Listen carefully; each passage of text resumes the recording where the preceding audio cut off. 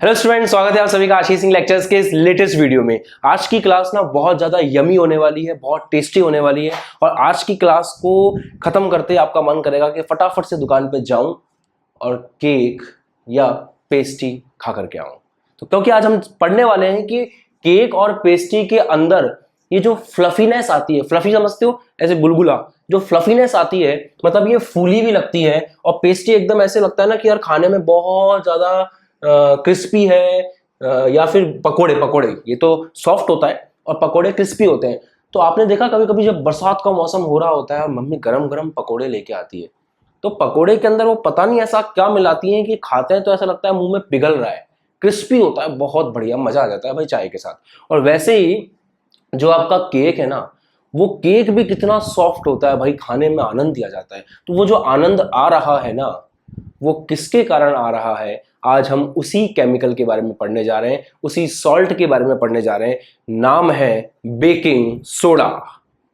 Okay, तो चलिए आज की क्लास को स्टार्ट करते हैं। आपका बहुत बहुत स्वागत है। और अगर आपको भूख लगी हो तो आप वीडियो को पॉज करके पहले कुछ खा के आ जाइए, फिर आज की क्लास को पढ़िएगा। बट यही बात श्योर है कि आज की क्लास पढ़ने के बाद आपको केक के पीछे की साइंस, पकौड़ों के क्रिस्पी होने की साइंस, ये सब का पता चल जाएगा। तो बिना समय खराब किए चलिए आज की क्लास को स्टार्ट करते हैं। हेडिंग लगाएं सब लोग, बेकिंग सोडा।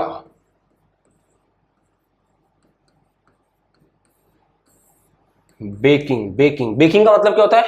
बेक करना, बनाना, ठीक है। मतलब खाने का सोडा, सिंपल भाषा में बोले तो खाने का सोडा, बेकिंग सोडा। आपको पता है मैं एक एक चीज अपने हाथ से इसलिए लिखता हूं ताकि आप भी अपने हाथ से लिखें और आपकी प्रैक्टिस और आप उसको याद कर सकें। चलिए एंजॉय करते हैं आज के टॉपिक को। बेकिंग सोडा अर्थात सबसे पहली बात मैंने कल भी बताई थी आपको कि कोई भी केमिकल कंपाउंड है, आपको सबसे पहले पूछना है कि ये जो केमिकल कंपाउंड है भाई इसका फॉर्मूला क्या है। तो सबसे पहले मैं आपको बताता हूं इस केमिकल कंपाउंड का रासायनिक सूत्र।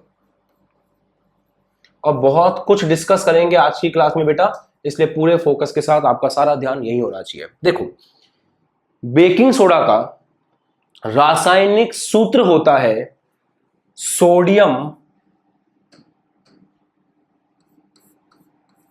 Hydrogen carbonate, NaHCO3, sodium hydrogen carbonate.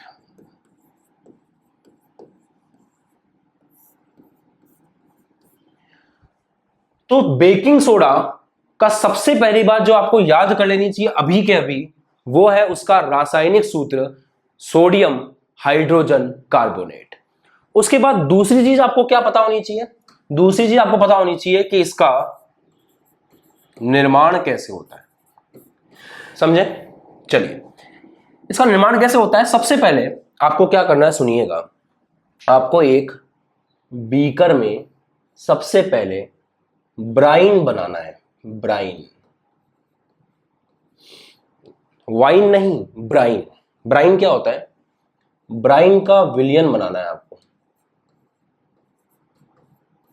अब बेटा बात वही है, नाम बड़े और दर्शन छोटे। नाम बहुत बड़ा लग रहा है ना, ब्राइन विलियन, कुछ नहीं होता भाई, नमक का घोल। नमक लो, उस नमक को पानी में घोलो, साधारण नमक हमारे घर में जो मिलता है, साधारण नमक लो, उस साधारण नमक को पानी में घोलो, बस बन के तैयार है तुम्हारा ब्राइन विलियन। तो ब्राइन क्या होता है? ब्राइन होता है जब हम नमक को पानी में घोलते हैं।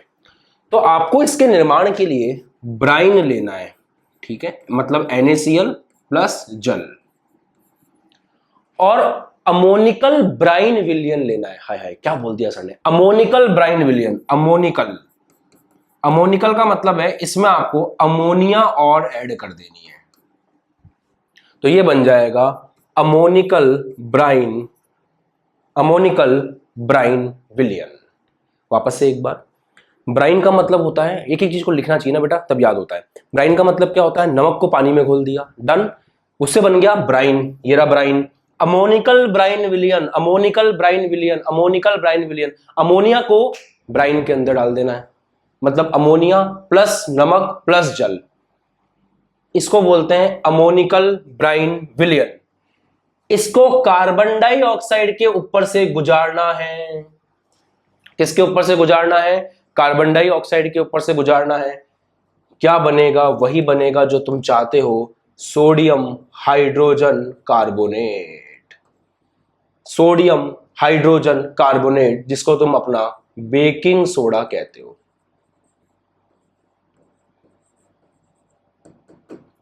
ठीक है बच्चा। प्लस में कौन बनेगा? एक और कंपाउंड बनेगा यहां पे, NH4Cl। लोग नोट करो, NH4Cl, इसको बोलते हैं अमोनियम क्लोराइड। बिना लिखे याद कभी नहीं होगा, अमोनियम क्लोराइड। क्या बोलते हैं इसको? Ammonium chloride, ammonium chloride, ammonium chloride. समझ लें एक बार इसको वापस से अच्छे से। कोई बच्चे को कंफ्यूजन हो रहा हो कि भाई मेरे को कम समझ में आया है, तो बहुत सिंपल है बेटा रिएक्शन, और रिएक्शन जितनी आसान तरीके से याद कर लोगे ये टॉपिक उतना ही मक्खन हो जाएगा आपके लिए, क्योंकि इसमें सबसे इंपॉर्टेंट क्या है? रिएक्शन ही तो है। अमोनिकल ब्राइन विलियन लेना है, पॉइंट नंबर 1। आपने एक बार अमोनिकल ब्राइन विलियन ले लिया, उस अमोनिकल ब्राइन विलियन को, अमोनिकल ब्राइन विलियन बोले तो क्या? अमोनिकल ब्राइन विलियन का मतलब है ammonia plus NaCl plus H2O। Ammoniacal brine विलियन को, या में बोल सकते हो आप, CO2 गैस में से गुजारने पर क्या प्राप्त होता है? बेकिंग सोडा तथा अमोनियम क्लोराइड। गुजारने पर बेकिंग सोडा का निर्माण होता है। यही बात याद करनी है कि अमोनिकल ब्राइन विलियन को बार बार क्यों बोल रहा हूं मैं? मुझे तो याद है, तुमको याद करवाना है, और एग्जाम में याद नहीं आएगा तो फिर कैसे पढ़ोगे? तो अमोनिकल ब्राइन विलियन को CO2 में से गुजारने पर हमें क्या प्राप्त होता है? बेकिंग सोडा प्राप्त होता है। ये इसके निर्माण की विधि है, सिंपल। अब तीसरी चीज बहुत इंटरेस्टिंग है कि इसका यूज क्या क्या है। अब आपको समझना पड़ेगा इसका यूज। बहुत इंटरेस्टिंग है, बहुत ही इंटरेस्टिंग। सुनना ध्यान से। जो ये सोडियम हाइड्रोजन कार्बोनेट है, जरा इसके बारे में बात करते हैं। ये जो सोडियम हाइड्रोजन कार्बोनेट है ना, ये क्षारीय होता है प्रकृति में। कैसा होता है? क्षारीय होता है प्रकृति में। आपको सबूत चाहिए? अम्ल से इसकी अभिक्रिया कराओ, हाइड्रोक्लोरिक अम्ल से। अब आपको ये बात पता है, इस चैप्टर की शुरुआत में हमने पढ़ा है। क्या पढ़ा है हमने ये पढ़ा है कि जब हम NaHCO3 अर्थात किसी धातु के हाइड्रोजन कार्बोनेट से अम्ल की अभिक्रिया कराते हैं तो 3 चीजें बनती हैं। पहली चीज लवण, दूसरी चीज कार्बन डाइऑक्साइड, और तीसरी चीज जल। याद आ रहा है आपको? क्या बनेगा? सबसे पहले बनेगा NaCl, साथ में क्या बनेगा? साथ में बनेगा आपका जल, और तीसरी चीज क्या बनेगी? आपकी कार्बन डाइऑक्साइड। आपको यकीन नहीं हो रहा? कोई और दूसरा अम्ल ले लो। जैसे मान लो आपने कोई अम्ल ले लिया, सोडियम हाइड्रोजन कार्बोनेट की अभिक्रिया। मान लो आपने सोडियम हाइड्रोजन कार्बोनेट की अभिक्रिया किसी और अम्ल जैसे कि H2SO4 से करा दी। जानते हो कौन है? Sulphuric acid. इससे अभिक्रिया कराओगे, क्या बनेगा? एक लवण बनेगा सोडियम का और सल्फेट का, Na2SO4 बता रखा है पहले ही। ये कराता है सोडियम सल्फेट, सोडियम सल्फेट। और साथ में क्या बनेगा बेटा? वही तुम्हारा मेरा सबका प्यारा कार्बन डाइऑक्साइड, और साथ में पानी अर्थात जल। तो कहने का मतलब ये है कि जो सोडियम हाइड्रोजन कार्बोनेट है ना, ये सोडियम हाइड्रोजन कार्बोनेट प्रकृति में क्षारीय है और अम्ल से अभिक्रिया करके आपको जल और कार्बन डाइऑक्साइड गैस प्रदान करता है। क्लियर है ये बात? चलो ठीक है। अब हम आपको एक तगड़ी सी बात बताते हैं।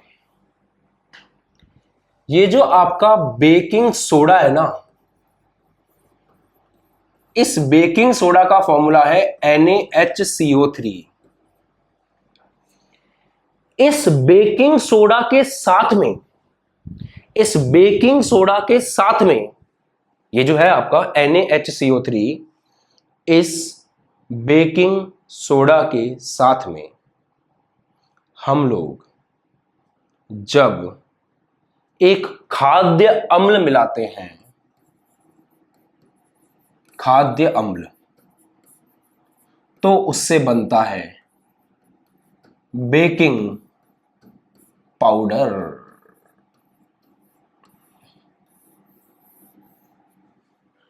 तो सबसे पहले तो जितनी भी ऑडियंस मुझे देख रही है उसको ये बात पता होनी चाहिए कि बेकिंग सोडा अलग चीज है और बेकिंग पाउडर अलग चीज है। बेकिंग सोडा होता है सोडियम हाइड्रोजन कार्बोनेट, और इसके अंदर यदि हम खाद्य अम्ल मिला दें तो उससे बनकर के तैयार होता है बेकिंग पाउडर। अब मैं आपको एक और चीज क्लियर कर दूं, आपके केक के अंदर जो बढ़िया सा यमी यमी केक था ना, उसके अंदर बेकिंग सोडा नहीं मिलाते, उस केक में मिलाते हैं बेकिंग पाउडर। केक के अंदर बेकिंग पाउडर मिलाया जाता है। सवाल उत्पन्न होता है सर क्यों, बताऊंगा, बट पहले फैक्ट को समझो कि जो आपका बेकिंग सोडा नाम का वस्तु है उसके अंदर जब हम खाद्य अम्ल मिलाते हैं तो खाद्य अम्ल मिलाने से क्या बनता है, बेकिंग पाउडर बनता है। इसको मिलाते हैं केक में, इसको मिलाते हैं केक में, इसको मिलाते हैं केक में, हम इसको नहीं मिलाते। क्यों, बताऊंगा अभी। एक और बात, अब सब दिमाग में एक सवाल आता है, सर खाद्य अम्ल क्या होता है? भाई वो अम्ल जो तुम खा सकते हो, वो अम्ल जो मनुष्य मतलब तुम मैं खा सकता है। भाई हम हाइड्रोक्लोरिक एसिड थोड़ी पी सकते हैं, इसको पी लेंगे तो मर जाएंगे यार, इसको पी लेंगे तो मर जाएंगे। तो हम लोग हाइड्रोक्लोरिक एसिड थोड़ी पी सकते हैं। हम जो खा सकते हैं वो है टार्टरिक अम्ल, हम जो खा सकते हैं, नींबू में होता है सिट्रिक एसिड, वो सब हम लोग खा सकते हैं, वही हमारे खाने लायक। ये थोड़ी है कि हम कोई सा भी अम्ल खा लेंगे। आ रही है बात समझ में? बताओ कमेंट करके, खाद्य अम्ल की परिभाषा लिखो अभी की अभी, फिर आगे बढ़ते हैं।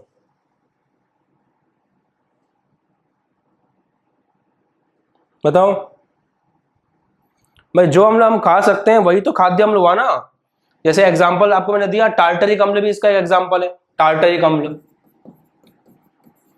टार्टरिक अम्ल, ये जो हम खा सकते हैं वो खाद्य अम्ल है। तो जब बेकिंग सोडा के अंदर खाद्य अम्ल मिलाया जाता है तो बनता है बेकिंग पाउडर, और वही केक को फुलाने का काम करता है। अब समझते हैं कि बेकिंग पाउडर से केक कैसे फूलता है। सुनना, बहुत इंटरेस्टिंग है। सोडियम हाइड्रोजन कार्बोनेट आपके पास पड़ा हुआ है,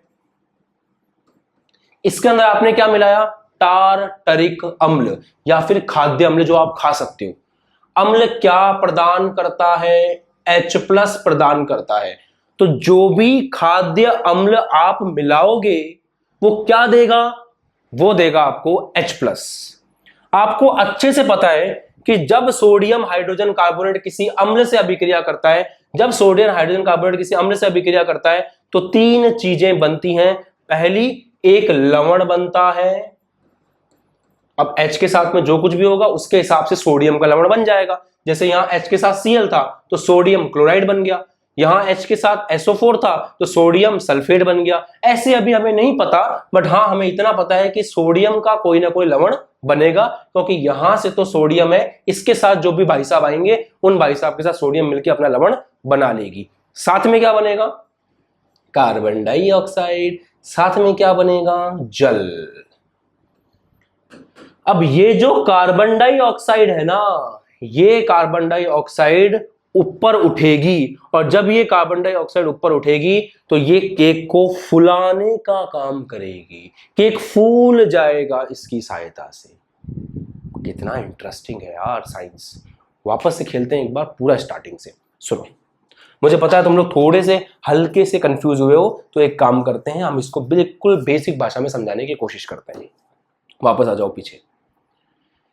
ये जो केक है ना, बार बार इसको देख के ना भूख लग रही है। ये जो केक है ना, इसके अंदर आपको ऐसे गैप दिख रहा है बीच में, जैसे कि कोई हवा भर गई हो, फूल गया हो। ये जो केक है, ये केक फ्लफी कैसे हुआ, फूल फूल करके।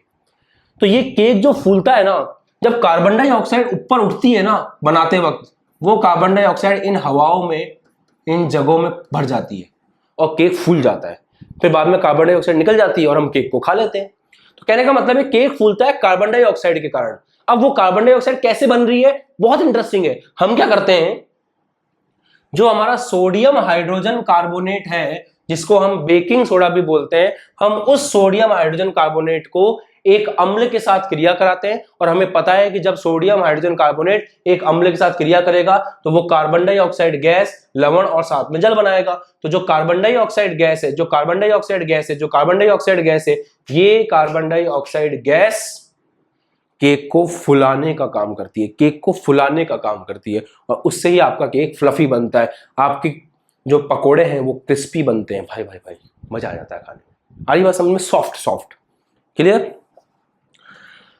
अब आपके दिमाग में बस एक ही कंफ्यूजन हो सकता है, ज्यादा से ज्यादा। बताऊं कौन सा? एक ही कंफ्यूजन हो सकता है आपके दिमाग में। वो एक कंफ्यूजन ये हो सकता है कि सर एक बात बताओ, हम इसके अंदर कंफ्यूजन नंबर वन सुनना, कि सर एक बात बताओ कि हम ये वाला अम्ल क्यों नहीं काम में ले रहे, हम ये खाद्य अम्ल ही क्यों काम में ले रहे हैं। सुनना, ये वाले अम्ल जो होते हैं ना, ये अम्ल अगर हमने काम में ले लिए तो हमारे शरीर को नुकसान पहुंचाएंगे, बहुत ही गंदा नुकसान पहुंचाएंगे। समझ रहे हो? इतना गंदा नुकसान पहुंचाएंगे कि हमारे को वो फ्लफीनेस के चक्कर में ना पेट को नुकसान हो जाएगा। इसलिए हम खाद्य अम्ल काम में लेते हैं। तो पहला कंफ्यूजन अगर किसी को हो कि हम खाद्य अम्ल ही क्यों काम में ले रहे हैं, हम इसके साथ में ऐसा कोई अम्ल क्यों नहीं मिला रहे जो बहुत जबरदस्त हो, जैसे कि HCl और H2SO को, स्वास्थ्य के लिए अच्छा नहीं ना बेटा, खराब हो जाएगा पेट, क्या मतलब केक खा करके। एक बात। दूसरी बात ये आएगी, सवाल दिमाग में आ सकता है प्यारे बच्चों के, कि सर बेकिंग सोडा के अंदर आप खाद्य अम्ल मिला ही क्यों रहे हो। हम अगर केक के अंदर डायरेक्ट बेकिंग सोडा ही डाल दें तो, इसको अगर हम डायरेक्ट ही यूज कर लें तो जब आप बेकिंग सोडा डायरेक्ट डालोगे तो क्या होगा, मजा आ जाएगा सुन करके। देखो, अगर आपने डायरेक्ट डाल दिया NaHCO3 अकेला, कुछ भी नहीं डाला आपने, अम्ल वम्ल कुछ नहीं डाला, बेकिंग पाउडर बनाया ही नहीं आपने, सीधा आपने बेकिंग सोडा यूज कर लिया, तो जब आप खाना बना रहे होगे ये बेकिंग सोडा गर्म होगा। बेकिंग सोडा गर्म होकर के तीन चीजें बनाता है। सुनना, पहली चीज बनाता है Na2CO3। कौन है ये महाशय? Sodium carbonate.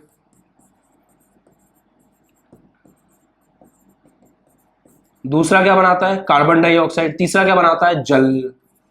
तो अगर आपने उसमें खाद्य अम्ल नहीं मिलाया तो खाद्य अम्ल मिलाओगे तब तो ये वाली अभिक्रिया होगी, जिसमें H+ आएगा, सोडियम का H+ के साथ में जो कुछ भी होगा उसके साथ लवण बनेगा, CO2 निकलेगा, H2O निकलेगा, CO2 केक को फुला देगा।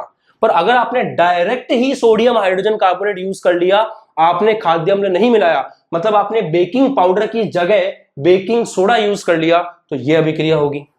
अब आप बोलोगे सर बढ़िया तो है, क्या दिक्कत है, इसमें भी तो कार्बन डाइऑक्साइड बन रहा है, ये भी तो हमारे केक को फुला सकता है, फिर समस्या का है, काय को जबरदस्ती खाद्य अम्ल मिला रहे हो उसके अंदर, सीधा गर्म करने पे भी तो कार्बन डाइऑक्साइड बन सकती है, हमें तो फूला हुआ केक चाहिए। अब मजा आएगा सुन करके आपको। एक बंदा है जिसने बेकिंग पाउडर अर्थात सोडियम हाइड्रोजन कार्बोनेट और H+ के मिक्सचर से कार्बन डाइऑक्साइड बना करके केक को फुलाया है।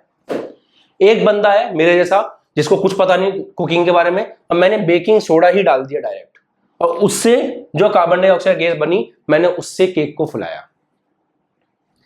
जो बंदा केक लेकर के आया बेकिंग पाउडर से बना करके, उसका केक भी फूला हुआ दिखेगा, मस्त दिखने में एकदम सुंदर। जिसने अकेले बेकिंग सोडा का प्रयोग करके कार्बन डाइऑक्साइड से फुला करके लेके आया है, उसका केक भी सुंदर दिखेगा, एक नंबर फूला हुआ, कोई दिक्कत नहीं है। मजा पता है कब आएगा? जब तुम उसको खाओगे। जब आप इस केक को खा रहे होगे तो इसमें जो लवण होगा वो लवण कैसे बनेगा? जो आपने खाद्य अम्ल लिया है उस खाद्य अम्ल में H+ के अलावा जो कुछ भी है वो सोडियम से मिलकर के लवण बनाएगा। तो खाद्य अम्ल से लवण के लिए जो चीज मिलेगी वो भी खाने योग्य होगी, तो उसका स्वाद भी अच्छा आएगा, टेस्ट आएगा उसका।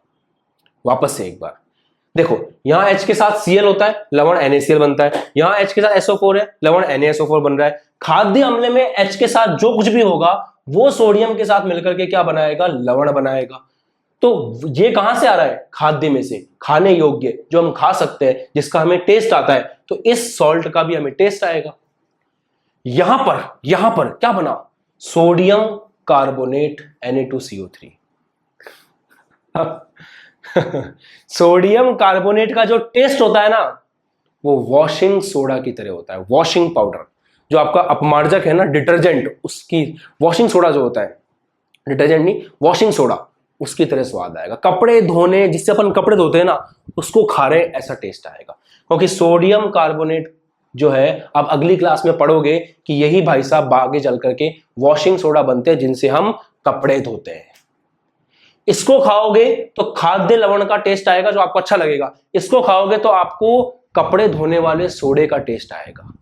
तो केक को खाने के बाद आपको पता चलेगा कि बेटा तेरे को खाना बनाना नहीं आता, तूने बेकिंग पाउडर की जगह बेकिंग सोडा डाल दिया है। बेकिंग सोडा डालने से हमें बदबू आ रही है, उसके अंदर से कड़वा सा जहर खाना टेस्ट आ रहा है, क्योंकि उसमें क्या बन चुका है, सोडियम कार्बोनेट। इसलिए हम डाइट यूज नहीं करते, क्योंकि ये क्या है, यहाँ टेस्ट जो है वो वॉशिंग सोडा का टेस्ट आएगा। टेस्ट ऑफ वॉशिंग सोडा लिख लो, इंग्लिश में लिख लो, क्या दिक्कत है, वॉशिंग सोडा का टेस्ट आएगा।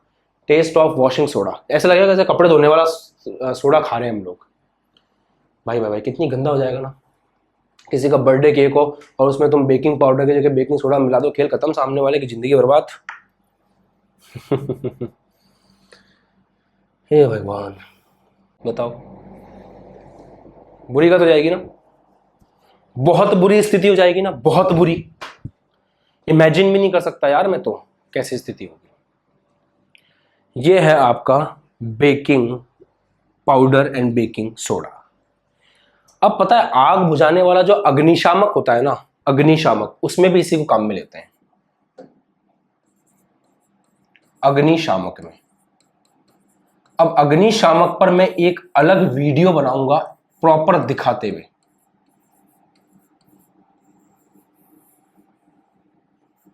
अग्निशामक पर मैं एक वीडियो बनाऊंगा प्रॉपर, उस वीडियो में हम समझेंगे अग्निशामक कैसे काम करता है, बट वो भी इससे रिलेटेड है। इसका मैं प्रैक्टिकल वीडियो बनाऊंगा आपके लिए, ठीक है, प्रैक्टिकल वीडियो बनाऊंगा।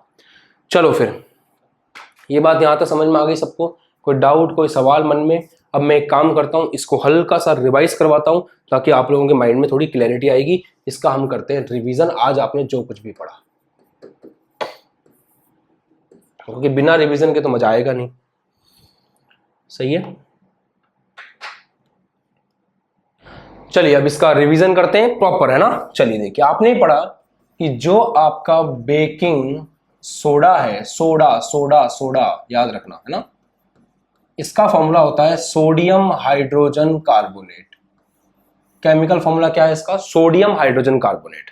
दूसरी बात आपने ये पढ़ी कि इसका निर्माण कैसे होता है, अमोनिकल ब्राइन विलियन, अमोनिकल, अमोनिया, ब्राइन विलियन, नमक को पानी में घोल दिया, ये हो गया अमोनिकल ब्राइन विलियन। अमोनिकल ब्राइन विलियन में जब कार्बन डाइऑक्साइड प्रवाहित करते हैं तो उससे दो चीजें मिलती हैं, सोडियम हाइड्रोजन कार्बोनेट जो हमारा बेकिंग सोडा है, और साथ में हमें मिलता है अमोनियम क्लोराइड जो हमारे किसी काम का नहीं है फिलहाल तो। फिर आपने सीखा कि जब आपका बेकिंग सोडा को, ये बहुत इंपॉर्टेंट बात यहीं पर है, ये सबसे इंपॉर्टेंट है, इसको भूल ना जाना, ये एग्जाम में आता है। बेकिंग सोडा में जब हम खाद्य अम्ल मिलाते हैं, मतलब खाने योग्य अम्ल, जैसे कि टार्ट्रिक अम्ल, तो उससे बनता है बेकिंग पाउडर। और केक में हम बेकिंग पाउडर को यूज करते हैं, केक बनाने में हम इसको यूज नहीं करते। क्यों? सुनो, जब आप केक बनाते हो तो आपका sodium hydrogen carbonate baking soda है, उसके अंदर आप खाद्य अम्ल मिलाते हो, खाद्य अम्ल आपको H+ देता है, उससे एक तो बनता है लवण। ये लवण किसका होता है? सोडियम का लवण होता है, और जो H के साथ में आएगा वही आपको लवण में मिलेगा, खाद्य अम्ल वाला। प्लस आपको मिलता है कार्बन डाइऑक्साइड, प्लस आपको मिलता है जल। तो ये जो कार्बन डाइऑक्साइड है ये आपके केक को फुलाने का काम करती है, और ये जो लवण है, क्योंकि ये खाद्य अम्ल से आया है, इसलिए ये खाने योग्य होता है और ये टेस्ट को भी खराब नहीं करता। जबकि अगर आप सूखा सूखा बेकिंग सोडा ले लो और उसको डाल दो, खाद्य अम्ल नहीं मिलाओ, तो वो गर्म होकर के सोडियम कार्बोनेट बनाएगा, साथ में जल बनाएगा, साथ में कार्बन डाइऑक्साइड बनाएगा। हालांकि वो फुला तो देगा आपके केक को, पर ये जो टेस्ट है ये वॉशिंग सोडा का टेस्ट आएगा, कपड़े धोने वाले सोडा का टेस्ट आएगा। मैं ये नहीं कह रहा कि ये वॉशिंग सोडा है, ये नहीं कह रहा मैं कह रहा हूं वॉशिंग सोडा का टेस्ट आएगा, खाने के सोडे का टेस्ट आएगा, और वो एकदम खराब कड़वा खट्टा सा होता है, बेकार सा। सिंपल हो गया टॉपिक। अब आते हैं इसका थ्योरी को लेकर के। देखो समझ में आ गया होगा ना, अब तो पढ़ लेते हैं। क्योंकि भाई एनसीईआरटी भी तो कुछ है, एनसीईआरटी को भी पढ़ना चाहिए line by line. Baking soda का उपयोग आमतौर पर रसोई घर में स्वादिष्ट खस्ता पकोड़े, क्या बात है, कभी कभी इसका प्रयोग खाने को शीघ्रता से पकाने के लिए भी किया जाता है। इसका रासायनिक सूत्र है सोडियम हाइड्रोजन कार्बोनेट। इसको बनाने में सोडियम क्लोराइड का उपयोग करते हैं। सोडियम क्लोराइड का ब्राइन विलियन बनाते हैं, फिर उसमें अमोनिया मिलाते हैं, कार्बन डाइऑक्साइड मिलाते हैं, दो चीजें बनती हैं, अमोनियम क्लोराइड और आपका हमारा सबका प्यारा सोडियम हाइड्रोजन कार्बोनेट, बोले तो बेकिंग सोडा। फिर बेकिंग पाउडर में इसका प्रयोग करते हैं। बेकिंग पाउडर बनाने में जो बेकिंग सोडा एवं टार्ट्रिक अम्ल जैसे किसी खाद्य अम्ल का मिश्रण है, मतलब जब आप बेकिंग सोडा में खाद्य अम्ल मिलाते हो तो उससे अभिक्रिया होकर के कार्बन डाइऑक्साइड बनता है जो आपके केक को फुलाता है, जल बनता है, और अम्ल का सोडियम लवण बनता है जो कि खाने योग्य होता है। इस अभिक्रिया से उत्पन्न कार्बन डाइऑक्साइड के द्वारा पाव रोटी या केक में खमीर उठाया जाता है, उसको फुलाया जाता है और इससे ये मुलायम और स्पंजी हो जाता है। सोडियम हाइड्रोजन कार्बोनेट, हाँ एक और बात, ये क्या है, क्षार है एक तरह से, जो अम्ल से क्रिया करके क्या बना रहा है, लवण प्लस जल।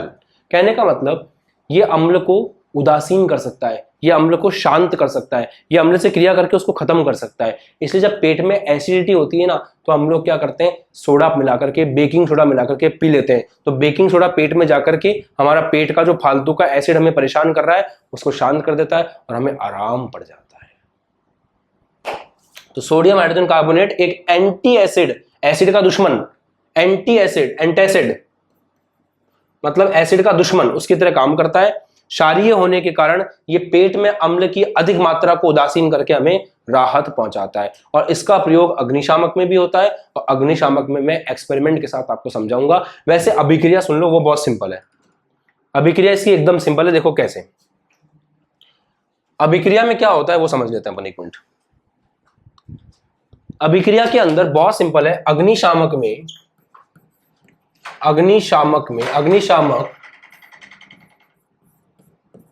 की अभिक्रिया देखो, अग्निशामक की अभिक्रिया में क्या होता है, सोडियम हाइड्रोजन कार्बोनेट की क्रिया करवाई जाती है H2SO4 से। किससे, H2SO4 से। क्या बनता है आपको अच्छे से पता है, एक तो बनेगा Na2SO4 सोडियम सल्फेट, साथ में क्या बनेगा, कार्बन डाइऑक्साइड, साथ में क्या बनेगा, H2O। तो ये जो कार्बन डाइऑक्साइड है ना, ये आग बुझाने में मदद करती है। तो अग्निशामक में कौन सी अभिक्रिया होती है अगर कोई आपसे पूछे, तो सोडा अम्ल अग्निशामक जो होता है, सोडा अम्ल अग्निशामक, जिसमें हमने बेकिंग सोडा ले लिया, अम्ल के रूप में H2SO4 ले लिया, इनकी आपस में क्रिया करवाई और इनकी आपस में क्रिया कराने से क्या बना, कार्बन डाइऑक्साइड। और वो कार्बन डाइऑक्साइड जो है वो पता है क्या करता है, आग बुझाने का काम करता है। इसीलिए आपको अगर कोई एग्जाम में पूछ ले कि सोडा अम्ल अग्निशामक में क्या होता है, तो सोडा अम्ल अग्निशामक में सोडियम हाइड्रोजन कार्बोनेट, साथ में हम अम्ल लेते हैं जिससे हमें कार्बन डाइऑक्साइड मिलती है और ये कार्बन डाइऑक्साइड आग बुझाने में काम आती है। ये इसकी अभिक्रिया है। बाकी इसके लिए मैं पूरा फुल वीडियो बनाऊंगा अलग से और उसमें आपको प्रैक्टिकली करके दिखाऊंगा कि वो कैसे काम करता है, परेशान नहीं होना है, ठीक है। एक और बात, अगर अपन डायरेक्ट, मैंने बताया ना, अगर आप डायरेक्ट बेकिंग सोडा को काम में लोगे तो उसको हीट करने से सोडियम कार्बोनेट बनेगा, साथ में जल बनेगा, साथ में कार्बन डाइऑक्साइड बनेगी। ये फुला तो देगा केक को, पर इसका टेस्ट बहुत गंदा होता है, तो इससे आपको टेस्ट खराब हो सकता है, मजा नहीं आएगा, मजा नहीं आएगा। क्लियर? चलिए बताइए यहां तक कोई दिक्कत, कोई परेशानी, कोई समस्या? पूरा रिवीजन करवा दिया, बस इसमें जो सबसे ज़्यादा इंपॉर्टेंट काम की बात थी वो यही थी कि आपको बेकिंग सोडा और बेकिंग पाउडर के बीच का डिफरेंस पता होना चाहिए। केक में बेकिंग पाउडर को क्यों यूज़ करते हैं, सोडे को क्यों नहीं यूज़ करते हैं, वो आपको पता होना चाहिए। खाद्य अम्ल क्या होता है, वो अम्ल जो हम खा सकते हैं, सिंपल। और अगर आपसे कोई पूछे सोडियम हाइड्रोजन कार्बोनेट की प्रकृति कैसी है, तो आपको याद होना चाहिए कि ये क्षारीय प्रकृति और ये बहुत मंद क्षार है, बहुत कमजोर क्षार है। याद रखना ये बात, मंद क्षार है। ये बात एनसीईआरटी ने लिखी है कहीं पे, देखो कहीं ना कहीं लिख रखी होगी कि ये बहुत ही मंद क्षार होता है। देखो कहीं ना कहीं आया होगा, नहीं आया, लिखना चाहिए ऐसे, क्या करें, एनसीईआरटी है, लिखना चाहिए। वैसे इसकी प्रकृति जो है मंद क्षारीय है, पढ़ लेना, नहीं तो कोई बात नहीं, आप नोट कर लो, इसकी प्रकृति मंद क्षारीय होती है। तभी तो ये क्षार होने के कारण ही हमारे पेट के अम्ल को शांत करके हमें एंटी एसिड के रूप में काम करके राहत पहुंचाता है। तो कभी कभी क्या ज्यादा खाना खा लेते हैं अपन, मनुष्य है, पेट है भाई, भूख लगती है, ज्यादा खाना खा लिया, पेट में अनशन खाना आ गया, तो एसिड पेट के अंदर आपका जो आमाशय है उसने दबा के एसिड छोड़ दिया खाने के ऊपर। अब खाना तो पच गया, बट वो एसिड जो एक्स्ट्रा बन गया है ना, वो अब आपको एसिडिटी करवा रहा है, डकारे आ रही है। तो फिर हम ये खा करके उस एसिड को शांत करके अपने आप को राहत पहुंचाते हैं। ठीक है बेटा, तो ये उम्मीद के साथ कि आपको ये टॉपिक एकदम मक्खन हो गया होगा। अब आप केक खाने, पेस्ट्री खाने जा सकते हैं। आज के बाद जब भी केक और पेस्ट्री खाने जाओ, याद करना कि आशीष ने बताया था कि ये केक और पेस्ट्री कैसे फूली हुई है। साइंस को अपनी डेली लाइफ के साथ जोड़ दो, इंटरेस्टिंग भी बनेगी और मजा भी आएगा।